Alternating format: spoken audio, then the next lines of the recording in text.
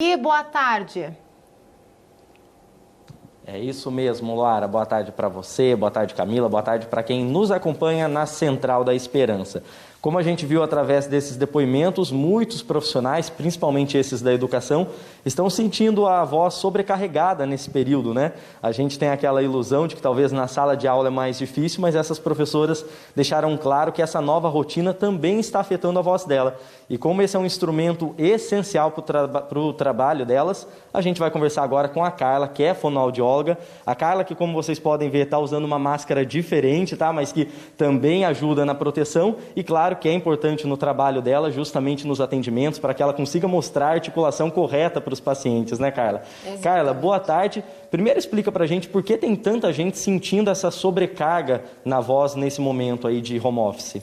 Boa tarde, Guilherme. Boa tarde a todos. Como você disse, para eu explicar sobre expressão, eu não poderia vir de máscara para dificultar. Então, a gente optou por esse meio de segurança. O que acontece, Guilherme, é que o nosso mundo mudou neste momento e estamos todos nos adaptando. A postura que o professor tinha em sala de aula está diferente. Então, ele ficava em pé, ele tinha uma postura diferente. Na hora que eu me adapto e a minha ergonomia fica diferente, a minha laringe fica numa postura diferente que me tensiona mais. Então, a laringe está sendo realmente um órgão que está sendo prejudicado com isso.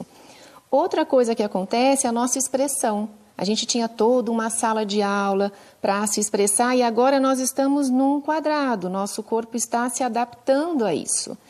Não assim, na realidade, os professores têm dificuldade porque tem mais de uma pessoa para a gente fazer aquele controle. Então, como a gente estava conversando, talvez as pessoas achavam que isso fosse até facilitar a questão vocal. Mas nós estamos nos adaptando. E aí eu forço um pouco mais a laringe. E não é somente assim, estou atendendo 15... A gente tem, até mesmo nós que somos profissionais da voz, você com a comunicação, essa máscara prejudica a nossa desenvoltura de antes. Então, nós estamos nos adaptando e precisamos realmente. Porque para a laringe, para a prega vocal, que se situa na laringe, às vezes as pessoas não sabem, o que acontece? Quem me dá a sustentação dessa laringe é a musculatura de pescoço, trapézio. Então, se eu tenho uma adaptação diferente do meu corpo, eu vou sobrecarregar a minha voz. A minha expressão vai ficar prejudicada. Carla, o que pode, só para complementar com base no que elas falaram para a gente nesse depoimento que elas mandaram, o que pode ajudar nesse momento? Elas citaram, por exemplo, o uso da água, né? Quando a gente perguntou quem que tem sido aliada nesse período. A água, de fato, é uma primeira forma da gente tentar manter a saúde da nossa garganta e das nossas cordas vocais? Sim, perfeito. A água é uma grande aliada junto com o acompanhamento que você precisa fazer. Né? Na realidade, é interessante procurar um otorrinolaringologista e uma fonoaudióloga para que a gente consiga orientar aquela pessoa de acordo com a necessidade dela. Não dá, por exemplo, para a gente passar um exercício para todo mundo. Por quê? Porque o exercício que faz bem para mim pode não fazer para você. E aí, como a gente estava conversando, faríamos um desserviço, né? Então, nós estamos aqui para auxiliar a população e tirar as dúvidas. Então, assim, tudo que as pessoas estão sentindo realmente está acontecendo. Nós precisamos nos adaptar a essa nova realidade e existe saída, isso é o principal. E nessa ideia de combater esse desserviço também, Carla, acho legal a gente falar que muitas vezes a gente vê também nas redes sociais, na internet, várias receitas milagrosas, né?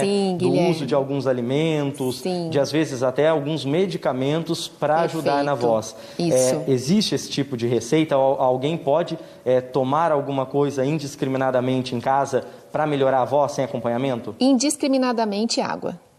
Né? Eu acredito que tudo tem que ser um discernimento, um equilíbrio, porque a diferença entre um medicamento e o veneno é a dosagem, certo? A gente tem que lembrar disso. Mas existem muitos mitos com relação à voz. Então, pessoas, por exemplo, que falam assim, eu posso usar o mel? Vamos pensar, na hora que a gente consome o mel, a primeira coisa que a gente sente é a garganta um pouco mais densa, mais pesada e a gente tem que tomar água. Se eu não tomo água, a minha tendência é pigarrear, certo?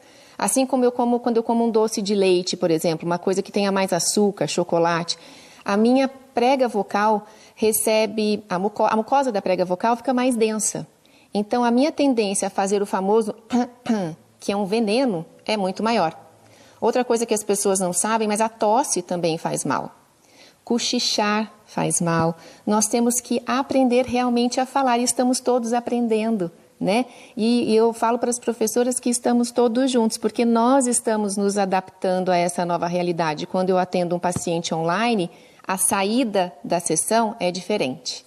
Todo é mundo muito diferente. Aprendendo nesse novo período, exatamente. Né, Carla? A gente agradece a sua participação. Eu que agradeço sempre vocês. Na Central da Esperança. Obrigada. Viu? Carla, que é parceira nossa na TV Aparecida, já esteve conosco também no Santa Receita em outras ocasiões. A gente deixando essas orientações, né, Luara e Camila? E reforçando principalmente essa questão que a Carla falou, que é, na dúvida ou se estiver tendo algum problema, procura um especialista. Não tenta resolver por conta, não, para não piorar a situação.